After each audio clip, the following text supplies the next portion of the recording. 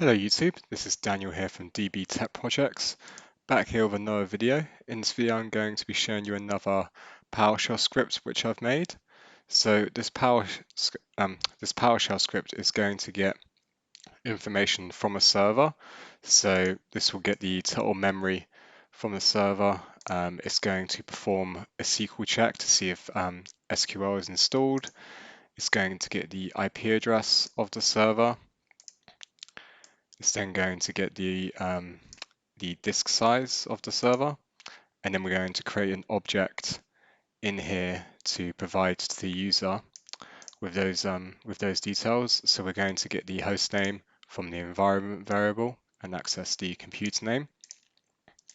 Going to get the total memory of the server from the system info and selecting the string for total physical memory, and then just splitting it up into a nice readable format.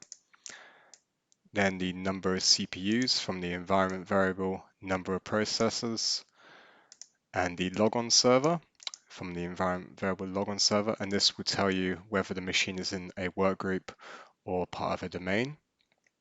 Then for the SQL installed, we're then going to get the SQL.message, and then running SQL services, we're going to use this here, and the IP address. As I said, we're going to use the system.net.dns object, and then get the host addresses from the computer name environment variable, and then we will get the internetwork IP address. It's probably best to actually test this first, so if we just copy this and then run it in our command window, and we can see we've got the address family here, which is internetwork. I've checked quite a few machines and they all come back with this address family, and then we just get the IP address to string from down here. And then we get the C drive volume size, and then we just make it into a readable format in gigabytes here, and then the remaining space. So let me just run this here for you, just to show you the output.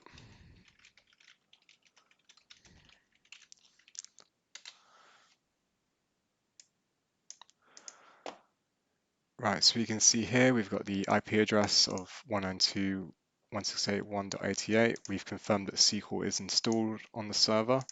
It's got 8 CPUs, the host name of the server, logon server. This shows that it's the same as the host name, which means it's a work group. The memory of the server, the C drive root volume size, C drive remaining space, and we can see we've got a total of 2 running SQL services out of 7. So I just want to show you the SQL check function, which is sort of a sub-function to this overall function here. So with SQL check, we're just doing a get-service with the name SQL with the wildcard, so any services that have SQL in the name will be returned. If nothing gets returned, then we're just going to return no SQL services present.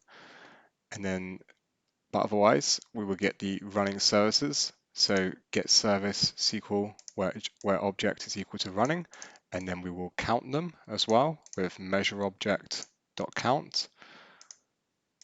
Then get the services and actually count the amount of services overall.